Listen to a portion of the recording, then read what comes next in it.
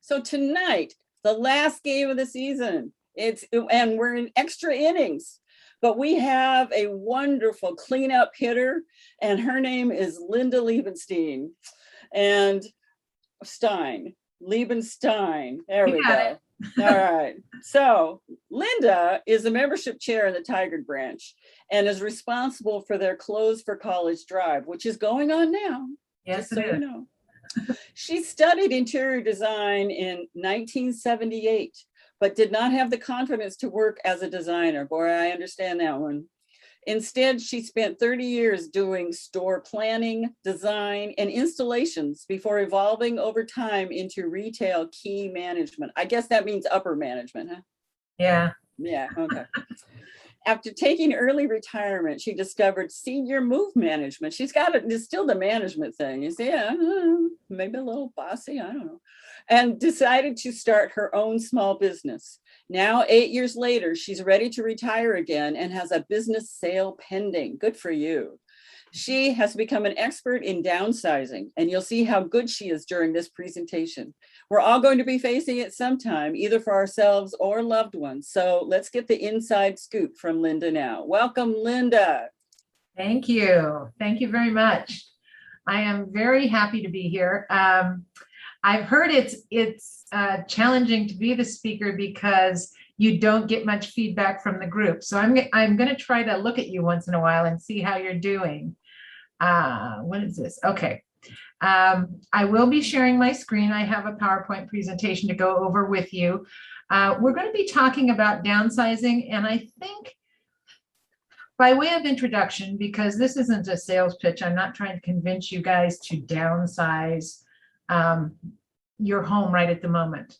But we want to talk about why you want to kind of wrap your head around it, because it's a natural process in life. We kind of grow from infancy to adulthood, to parenthood, to empty nesters. And there's a peak as your kids get older and they start to leave your home. A lot of people say, I don't want to downsize. I don't like to downsize. Most people have already started downsizing. You know, when your children left your home and you sent their stuff with them, you were downsizing, right?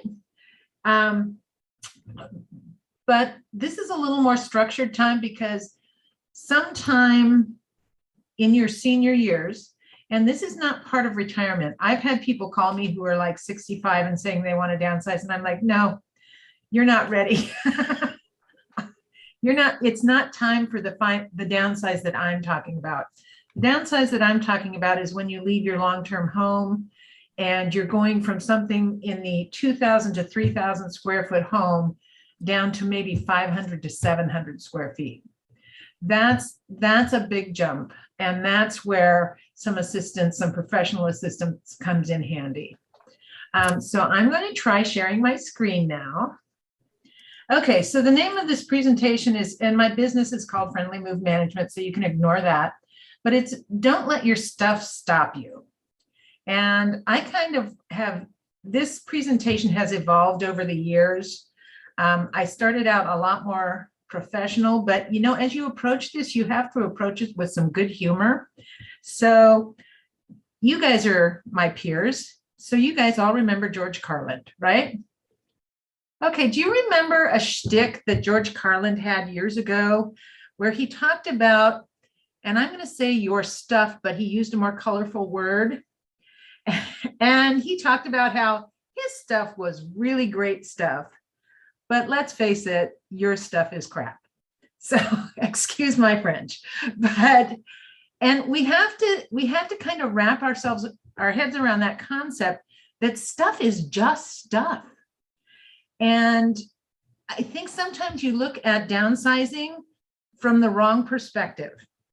In other words, you make it more difficult because you're looking at all the stuff you think you need to get rid of. So first you have to decide if you even want to downsize. So I say, is your stuff complicating your life? Maybe it's not, but do you have stuff that makes you work? I have had to talk 90-year-old women out of their ironing boards. You know, you just don't need it anymore. You don't, sometimes it's a good thing to have, let's be honest, you've seen me on these calls. I have a fancy old piece of exercise equipment in the garage. It tends to make me feel guilty, but it's not getting me in great shape. So, so we have to be honest about the stuff we have. Does your stuff make you feel guilty? Yes, my exercise equipment does. Let's face it, that's never good. If it's making you feel bad, that stuff needs to go. Do you have stuff that demands your time to be cleaned, to be mowed, to be painted, to be repaired? Most people, when they're ready to give up their house, it's because they're tired of taking care of it. It's not that they hate their house. It's that suddenly mowing the lawn is not something you can just jump out and do any evening of the week in a half an hour. Now it's like, oh, heck, it's work. Do you have stuff that does not even belong to you? Okay, I'm going to share a story here, and this will probably ring true with some of you, but my mom passed away a few years ago, and my beloved little sister flew all the way out from Virginia to help me go through her stuff. And she got out here, and I was the close one with mom, geographically close. And she said, "Where do you want me to start?" And I said, "Honestly, why don't you go into the attic and get those 5 boxes from when you were at school at OSU and take care of the boxes that are yours." And you know what? They had lived in my mother's house for 40 plus years. And she went through them. She kept workbooks, she kept notes, it all was thrown away. It went from 5 boxes down to, like this, that was all keepable. So really, you who are parents probably have stuff in your home that doesn't even belong to you. You got to look at that stuff and say, maybe it should go. So maybe it's time to think about a smaller space and a bigger life. Because again, the bottom line is, as we approach our senior years, and I'm getting ready to retire. I'm very excited about it. The one thing that we can't get more of, no matter how hard we try, is time. So if you have stuff that is taking your time and making you spend it in ways you don't want to, then it's not adding to your life. If you have so many clothes that when you go I have seen people stand in front of a closet and just kind of look. It's like they're shopping in their own closet, trying to find something to wear with 100 options in front of them. If they had 20 options and every piece in that closet fit them, looked good on them, was contemporary, it would take them no time to make a decision, right? So we have to just be really honest about our stuff. You know what? 17 years ago, that red blouse was a great item. It is not anymore. And I don't know why it took so long to get rid of it, but it took me a while. So I'm going to do this kind of like reporter. We're going to talk about who, what, where, when, why, and finally how. Because the first thing you have to do is really commit that downsizing is something you want to do. So who's responsible for all the stuff in your life? Bottom line, it's you. Okay? But don't beat yourself up. You've had help your whole life. Your parents started by buying you stuff when you couldn't even speak or walk. Your children have given you all kinds of treasures. I happen to be doing an estate sale this weekend for a lady who just moved all the way to North Carolina to be with her children. And her daughter, when we were going through stuff, there was a little ceramic person that she made apparently in about the 3rd grade. And she goes, "I want to know if anybody buys that." So again, her mother has kept this for 50, 60 years, but now it's time to let it go. Your friends give you gifts. People in general just give you things. Your house is full of things you never bought for yourself. Have you ever had a collection? When I was young, I started a collection of kitschy little fun salt and pepper shakers. Well, it caught on that I did that. And every friend and family member, every occasion that came up, I got another set of salt and pepper shakers.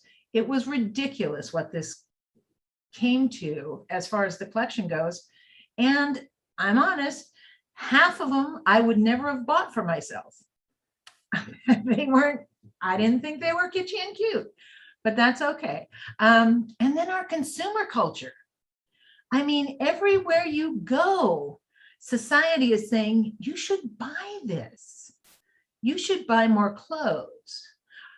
You should buy more, what if instead of buying every little fad that comes out because it's cheap at Target, excuse me, I can say that, they are taking care of my retirement.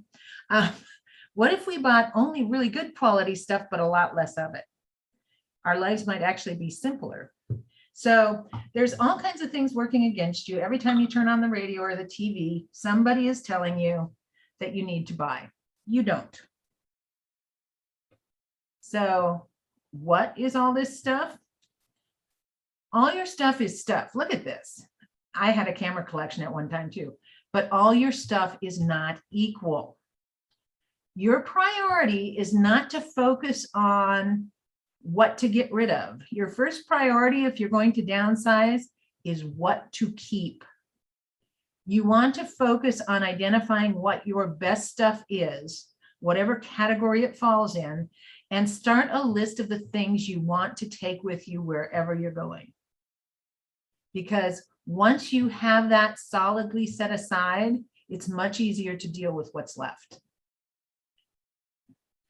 Okay, how do you determine the value of your stuff? We said all stuff is not equal. Well, number one, do you use it consistently?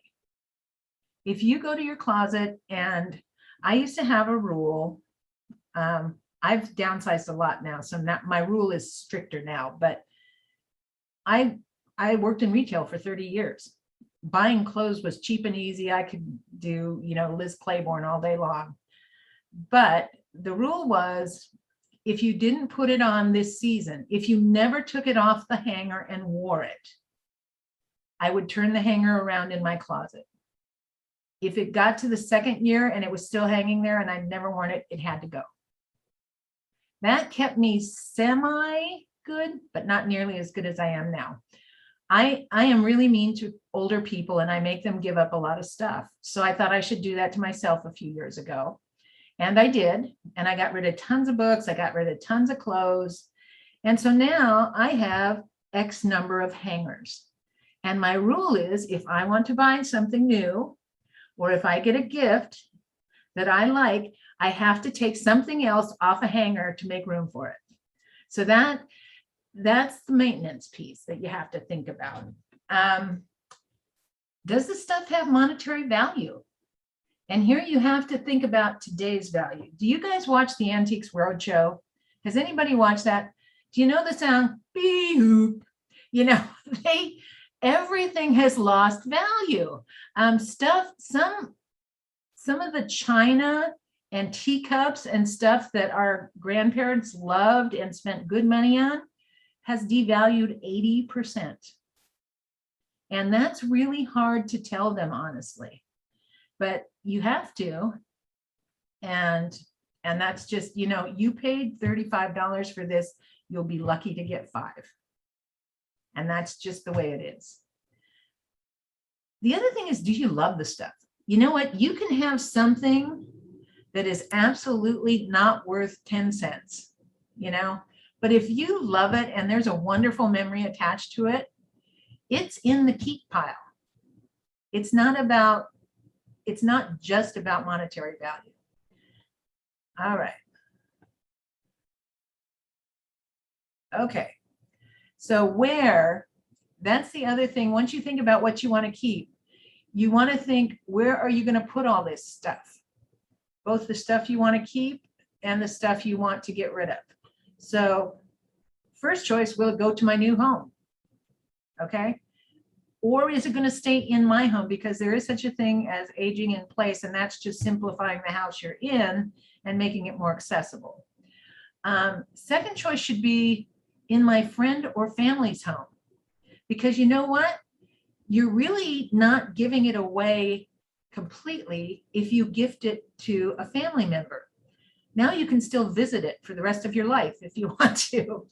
But okay, and in storage, storage is a terrible, terrible trap. There's a study, I took a class from that guy, Matt Paxton, who does the Hoarders show on TV. And there was a study, and they looked at storage compartments all across the country. And rent for 2 years, by the second calendar year something's in storage, the rent has exceeded the value of everything inside. So you've spent more money to keep it than it's worth. And you really have to kind of understand that. It's kind of like my sister's OSU, let's say garbage. There were 5 boxes of it, but by the time she got around to looking at it, it was 80% garbage. Where do I put the stuff that I do not keep? Number one, everybody wants to do an estate sale, and for some people that's a legitimate opportunity, but it takes a lot of minutia to make an estate sale. Honestly, I started doing estate sales because my clients were falling in what I call the bubble. Most professional estate sale companies won't even look at you if they don't think they're going to make $10,000, because they need to make that. That's their only living. And most of my clients are taking their best stuff with them. So what they're leaving behind is really more in the $3,000 to $8,000 range when it's all sold out. So I only do estate sales for clients that I move and downsize, because then I can start the process as we're working, and this is like the finishing up piece. Consignment shops are a great place for really good stuff, but in this world, consignment shops are getting pickier and pickier. So you have to put on your big girl pants and realize that they may tell you your stuff is not worth consignment. They're very, very gift to charity. That's the nicest thing in the world, because you know what? You've had this stuff, you've used it, you've loved it, you've enjoyed it for 20, 30, 40 years, and you just don't need it or want it anymore. There are young people who would love that chair. There are young people who could wear your old clothes and think it's very kitschy and, what do they say, trend? I don't know, boho. That's the one I hear all the time. Oh, that's very boho, you know, and it's like, okay. But, and then finally the dump. There are some things that just have to go to the dump.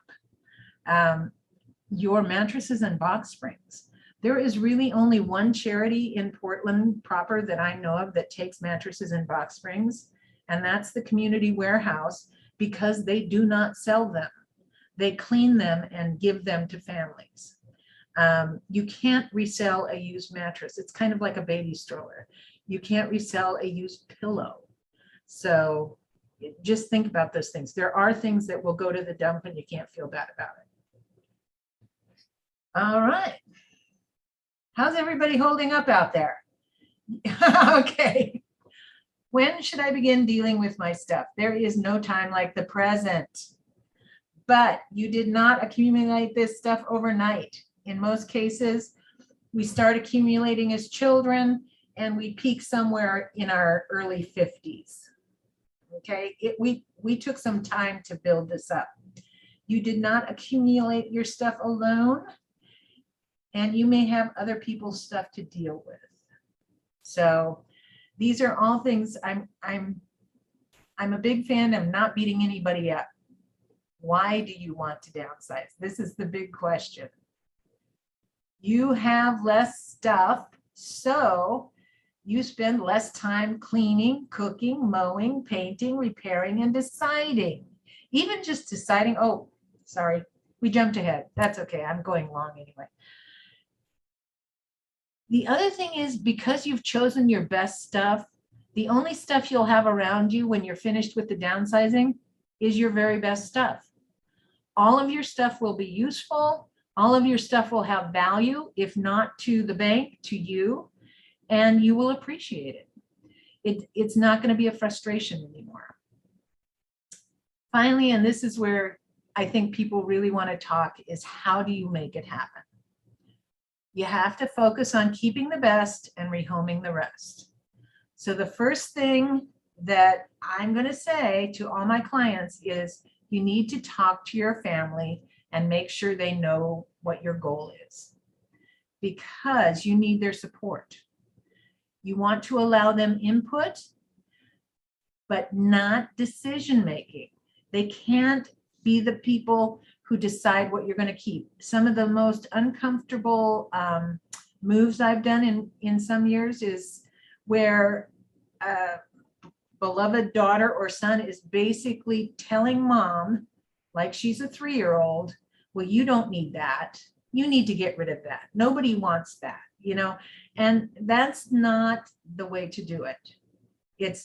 And so you just have to be clear that says, bottom line is you will keep what you want to keep and you will get rid of a lot of stuff. But by focusing on what you care about the most first, it gets easier and easier to get rid of the rest. Set timelines for them to collect the items they will take. I had one client who I adored. She had such a good sense of humor. And she took what she considered her treasures that she thought the family should want. And they didn't always want them. And she had them in a closet. And she would invite people over, her granddaughter and her new husband, or, whoever, come over to the house. Well, if you wanted to go home at night, you must take something out of that closet. She was not going to let you leave without taking something home with you, and it was a great tactic. I have told family a couple times, you know what, just take it and drive it to the Goodwill. It's not going to hurt you, and it makes them feel so much better. So, all right. Okay. How do you start the process in your home? So I always say, begin in your least used room. For some of it, it's a beautiful little guest room that always looks really nice. The bed gets slept in once or twice a year. You dust it every other month, maybe. It's just a room you don't use much. The advantage to starting in those kind of rooms is, one, that's not the stuff you live with every day. So it's going to be easier to be pretty decisive about it. Also, the closet in this room is where you stick the stuff you don't want to deal with. It's a project that you started and you never got around to finishing. It's, a gift somebody sent you that you didn't really want, but you couldn't get rid of. That's what's in those kind of closets. So those are the places you want to start. Sometimes it's a formal dining room.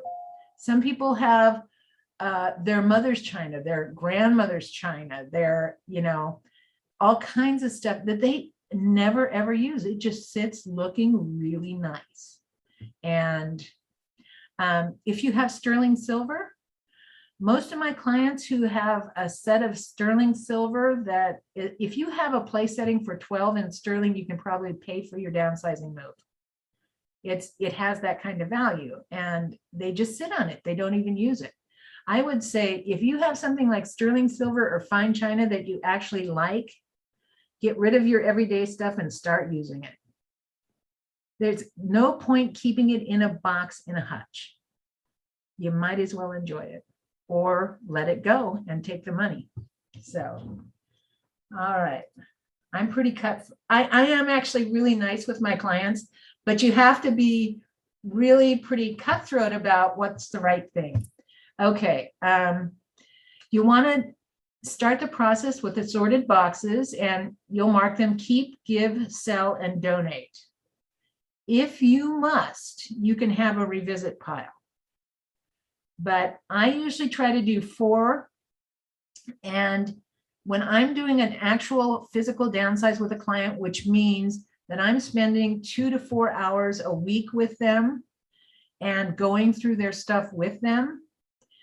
If it goes into the sell or donate or give piles to family, I take out the sell and donate the day we did the downsize. So it's not there for them to think about anymore. The give to family and the keep, they keep. I also leave homework. I will we'll bring a whole category together and I'll say, okay, we got your bookshelves done today. So next week, let's tackle the kitchen, which means you go through and you start thinking about what you love the best and blah, blah, blah, because we're going to do the same thing again next week.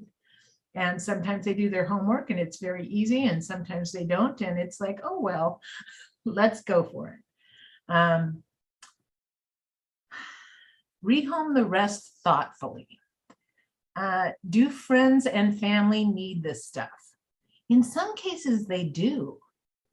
You know, a lot of people have, I mean, there are some things in your house that you don't need forever. I mean, if you're like I grew up in a house with a family of 7. There was a time when we had so many towels and so many sheets and so many blankets. And then when it got down to just my mom, it was crazy. She needed 2 sets of sheets, bedding for 1 bed, and, you know, a half a dozen towels or something. And we took truckloads out of there. So, and those are things that people can always use. Do your family and friends want this stuff? More and more people don't. And we cannot take that personally. Part of it is our lifestyle now.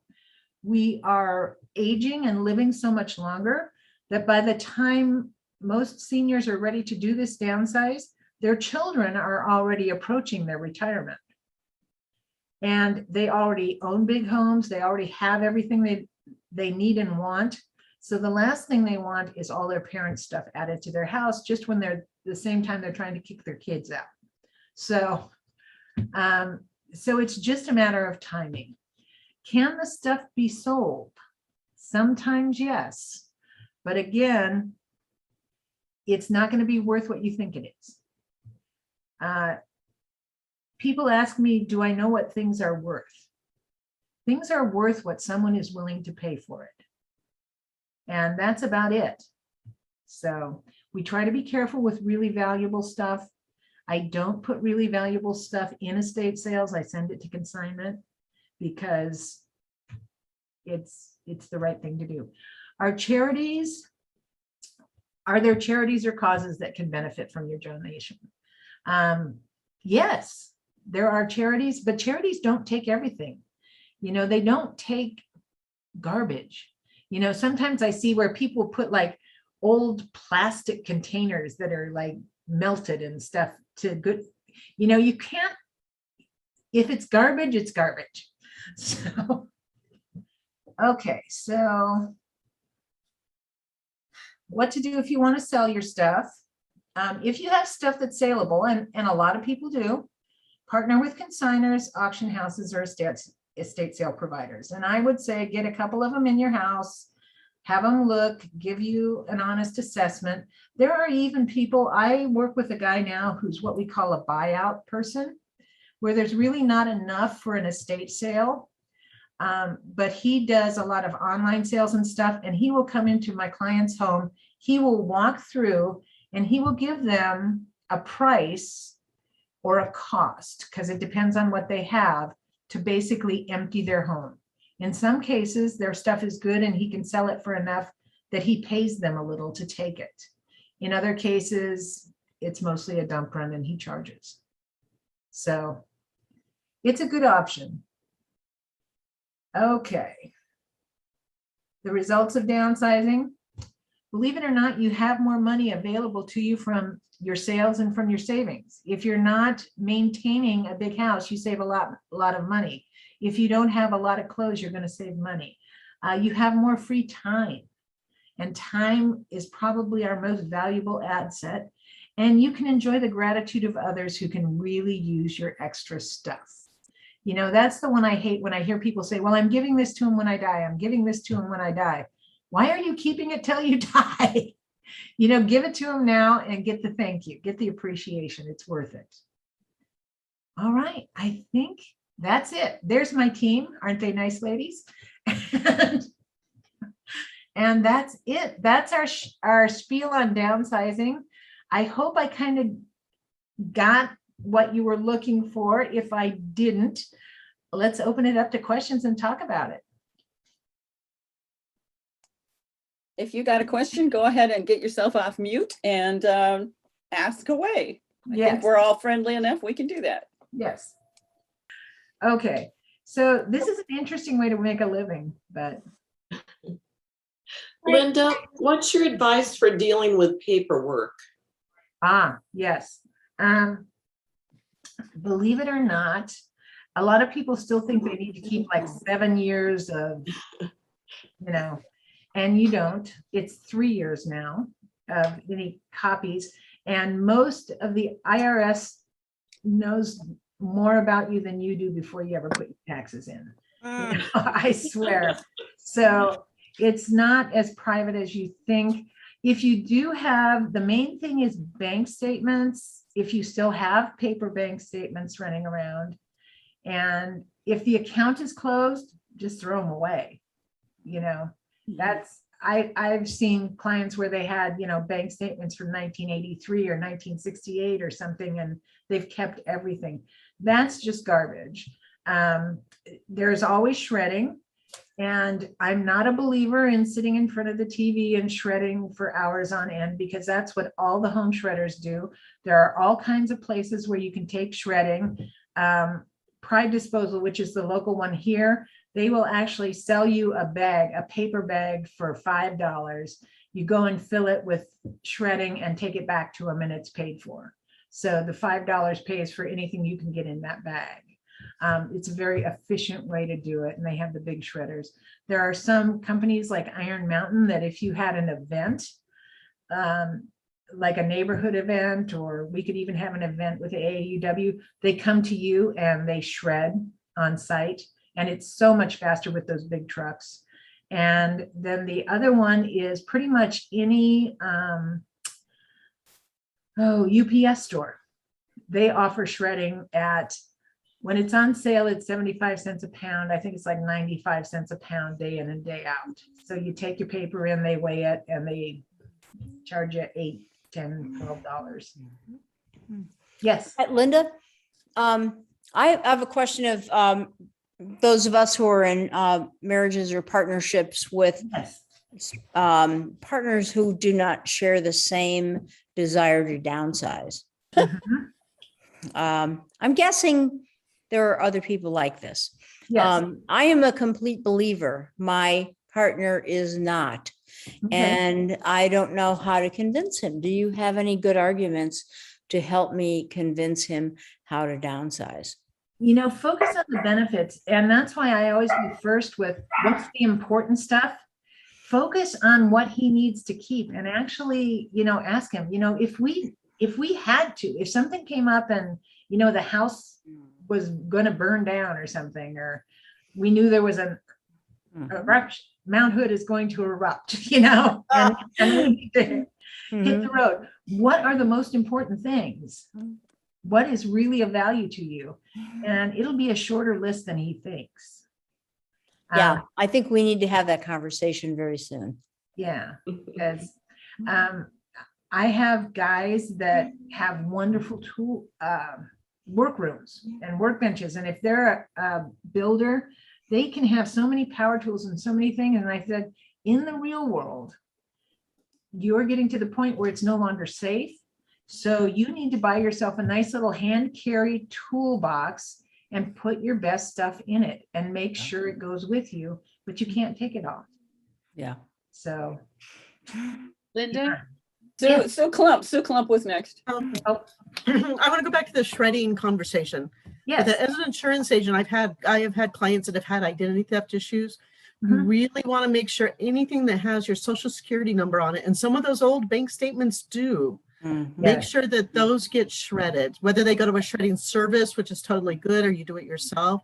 Don't throw anything out that has your date of birth, license number, social, those type of things on there, because it would amaze you how quickly people could go through the trash and do those identity theft issues. I mean, same things when you get those credit card offers, just, shred them up with it, but be cautious with those. Those are not Yeah. something you want to just. Yeah.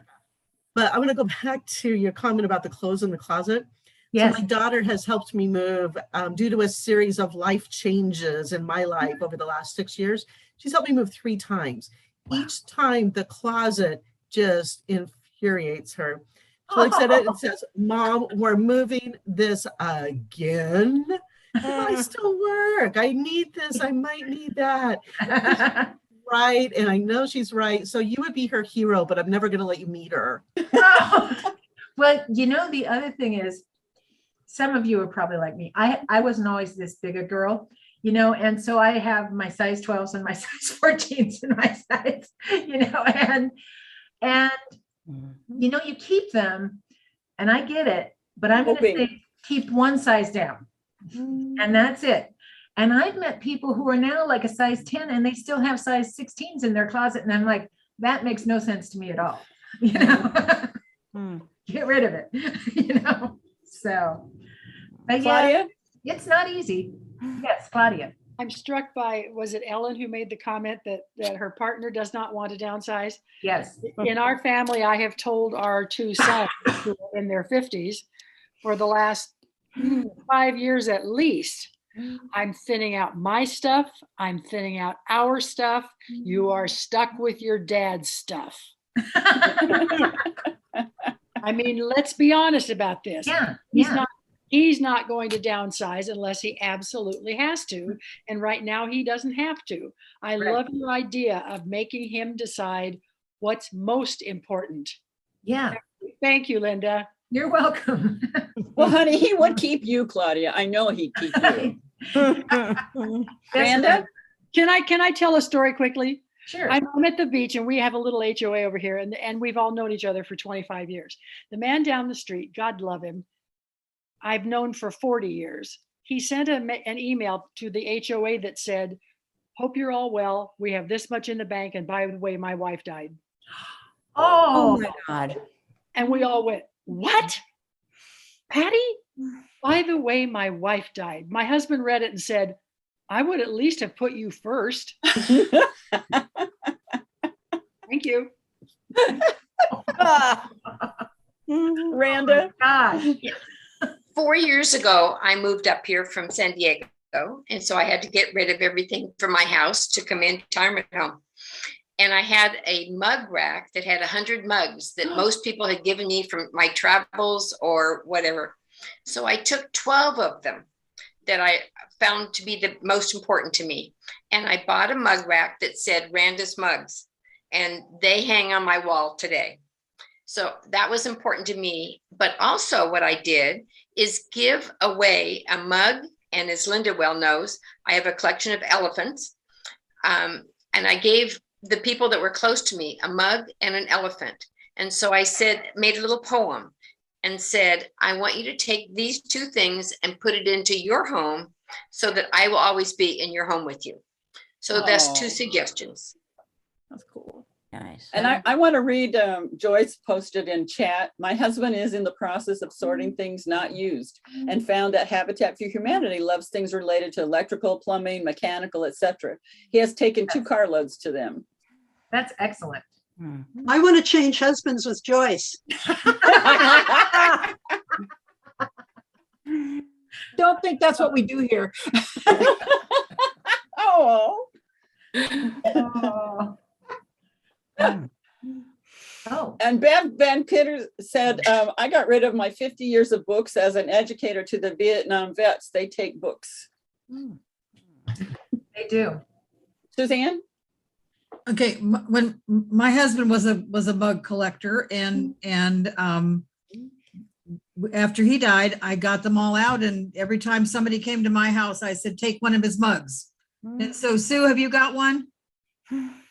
Oh, they're still on the piano. So Georgia has some. Martha? Yes, we found that the gals that are going to make a presentation to us up here in Rockwood now, the can't remember what they call themselves, women in the trades Oh, yes. will yes, take tools Mm. yes. because they often have to start with nothing. So my husband boxed up a bunch of tools and took to them, and they were very appreciative.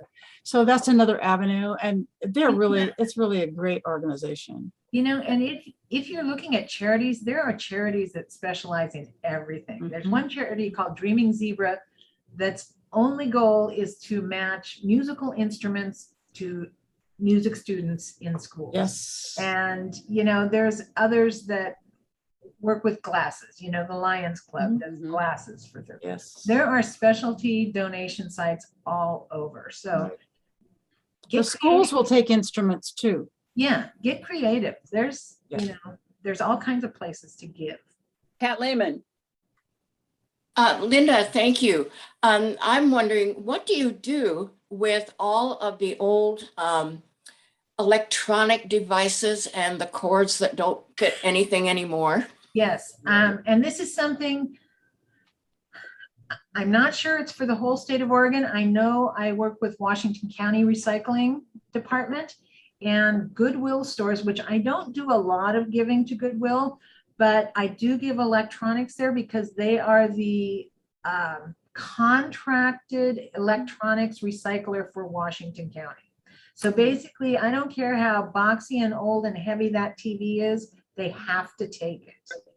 So there you go. Staples takes printers. Yeah, if they are salvageable. Yeah. Katie asked, can you list your favorite consignment stores? I would assume in the Portland area. Yeah, Northwest Consignment was always a popular one for me. It seemed to fit. And there's another one called Upscale Consignment on the east side that tended to take some of my clients' stuff. They have both are saying no more, but I think it's just a phenomenon of they've been getting a lot of donations this last year and not a lot of foot traffic to buy. Mhm. So I'm hoping that pendulum swings back in the next year and it becomes more of a normal process. I just want to say, Ellen said that electronics are not recyclable at Goodwill in Ashland, and here in Albany, we can take them to our garbage company. Yeah. You know, I think most counties have a recycling person or department, depending on size, and just contact them and ask them. Mm-hmm. Do you know about Free Geek? Free Geek will sometimes come and take them. Yes. Yes, or you can take things to them. Yeah. So, Is there a Dress for Success outlet anymore? yes. Again, okay. Yes, there is, but they are not taking them at all times. You have to call and find out when they are taking donations and bring them at that time. Snowcap is a good place in East County. Okay. They take clothes for people who are looking for jobs too, so you can, and yeah, and Mount Hood used to have a clothes closet for kids that were getting out of school and getting ready to look for a job. Mary Pat? Yeah, two things. One, just on Dress for Success. After I retired, I had a lot of really nice suits and sports jackets and great things that I knew I wasn't going to wear anymore. But the rules for Dress for Success are that there has to be, I mean, not new, but sort of au courant, and has to be within 3 years. And I thought, what a waste, because I mean, these were expensive, nice working clothes, but they wouldn't take them. But what I originally wanted to say is that I have gotten rid of some things I'm not going to use anymore, like a baby crib or things like that, a stroller on Nextdoor. I just put them up for free. I'm not looking really to make money from them. And they go really quickly to people who really need them, which is a nice thing, I think. So, yes. Okay, I'm going to read the chat. Just an aside about paper shredding. Gardeners who compost use lots of shredded paper. Thank you, Joyce. Ellen, these are great resources. Is there a way of sharing on the state website? Oh my God. Ilga, are you still here? Bev said, This is Ilga, yes. I'll be happy to share. okay. Bev says, if you are sending computer devices to recycling, be sure to scan clean the hard disk. Do not want any personal info out there. Definitely. Yeah. My neighbor took a hammer to hers. Done that. Yep. Yep. Jane, you have a hand up.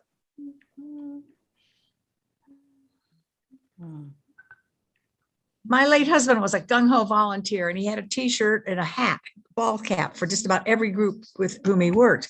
I had to be a little bit selective about where I got rid of those so that people who should not have access to certain places couldn't wear them and go in as if. Oh, yeah. And it just, other things I could get rid of very easily, but I had to be a little bit selective about that for protection of kids, probably. Yeah. That makes sense. And I didn't read, Linda, the people that were saying kudos about how wonderful this presentation has, and how helpful, useful information, and very practical. So I didn't read those, sorry. That's fine. No. Anybody else have questions or comments to share?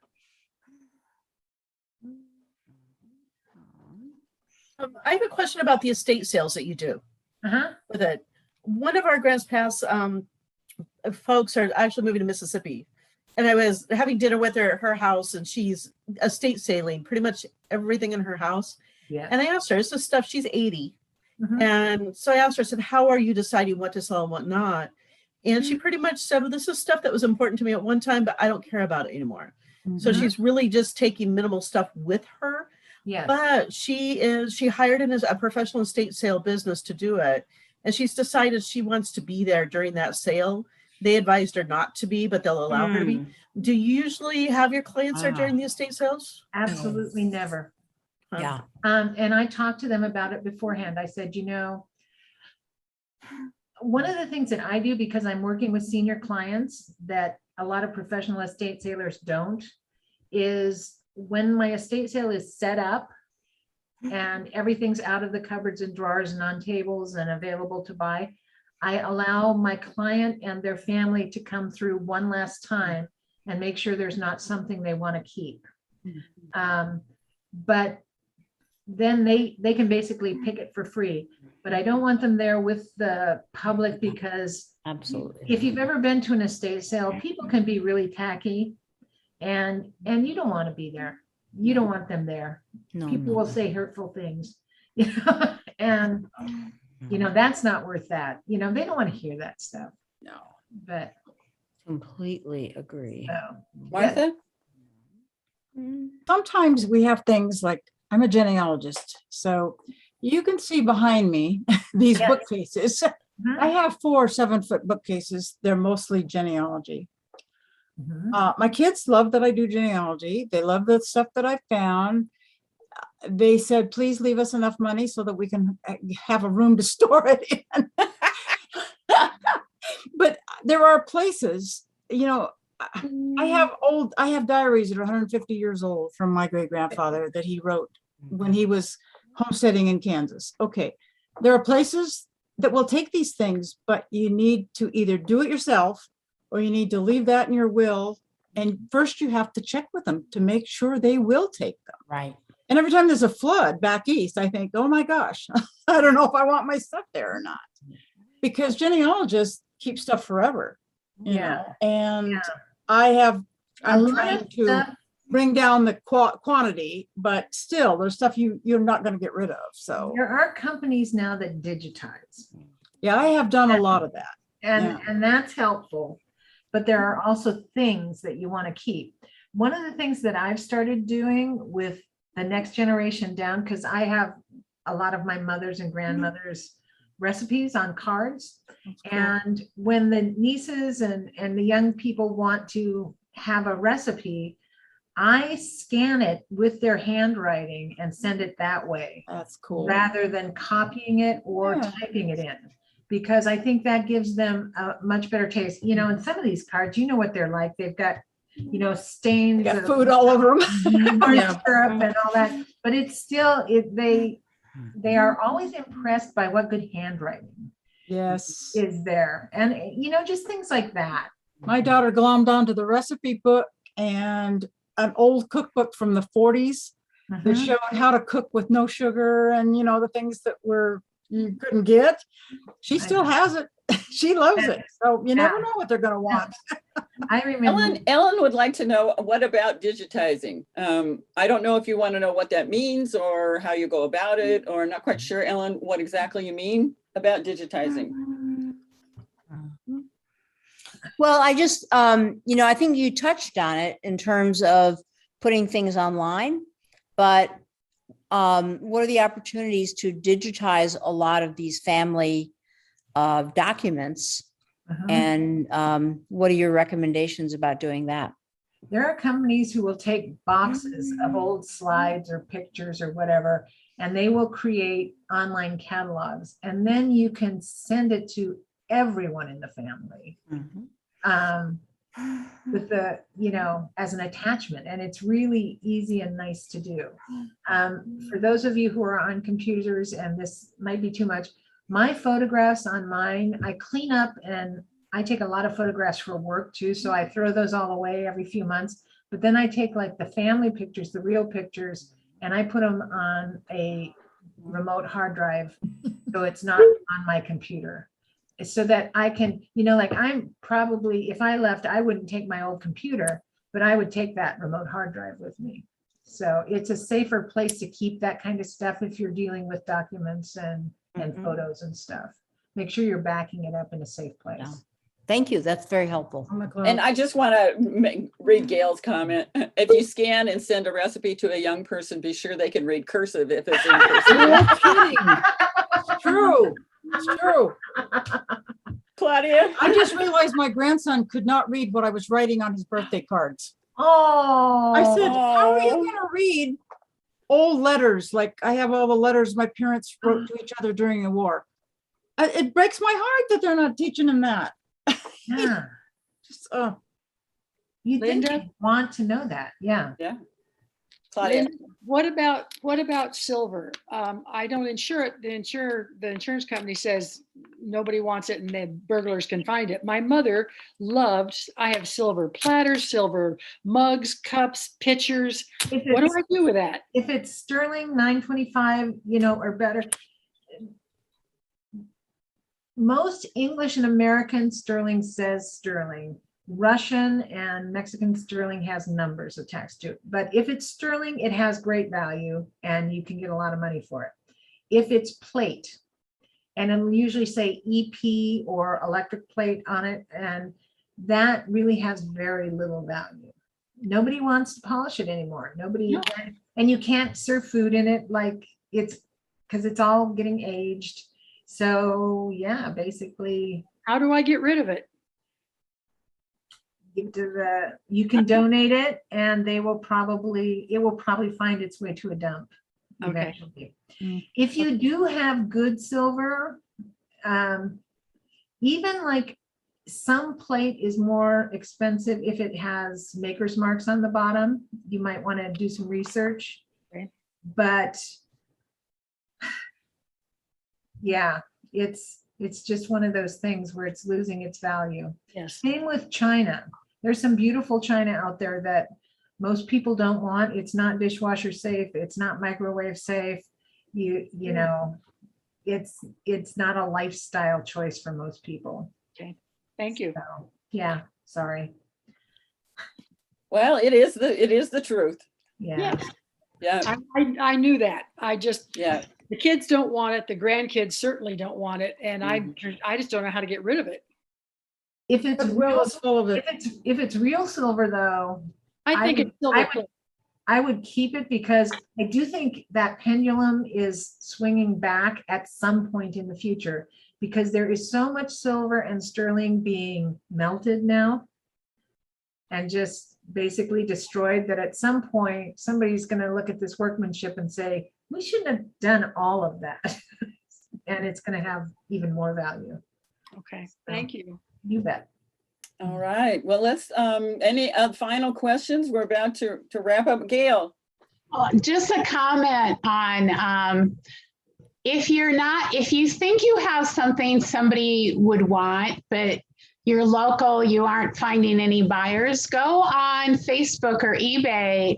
You can look up things that have already sold, or on Facebook, you can look for an interest page, a group that, for instance, I love Mary Engelbright. She's an illustrator. She's still around. She still makes some things. And her things go for outrageous prices because they're not made anywhere and they're collectible. So you'd be surprised if you have odd stuff. Do some research. You might find a group of people going, oh my God, I'll buy that. Even some vintage electronics, because we talked about electronics. There are a few brands and a few items that have high value. Yeah. So you never know. I know.